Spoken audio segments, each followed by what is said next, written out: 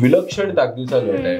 आता आपण अमिताभ बच्चनचं उदाहरण घेतो, पण त्यांच्यासारखंच दिलीप प्रभावळकर तुला कुठल्याच त्यांच्या सलग 2 चित्रपटात सारखे दिसणार नाही.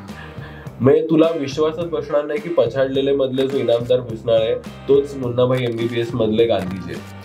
तर हे खूप मला प्रभाव आणि एकतर ते परत लेखक आहेत, त्यात परत ते त्यांनी स्वतः नाटक दिग्दर्शितही केले. त्यांची एकंदरीची काय म्हणतात जो सहज वावर आहे तो मला खूप भुलवणार आहे. तर मी खूप असा प्रभावात होतो. कधीच आता दिलीप प्रभावळकर जेव्हा नाटक करत होते रंगभूमीवर तेव्हा तर आपण खूप लहान किंवा आपण नसूही. तर आता मध्ये आरण्यकचे प्रयोग परत सुरू झालेले. तो प्रयोग बघायला गेलो आणि त्यामध्ये तो आरण्यक नाटकाचा शेवटचा प्रयोग होता.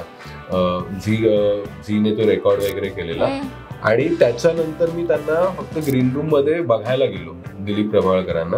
आणि तेव्हा सगळेजण लिटरली ते मेकअप काढवते, बाकीचे सगळेजण सेल्फी काढण्यात, म्हणजे ते मेकअप काढतात त्याच्यातच कोणतरी येऊन बाजूला काहीतरी सेल्फी काढताय किंवा कोणतरी सही घेण्यात किंवा कोणतरी फोटो काढण्यात हे होतं.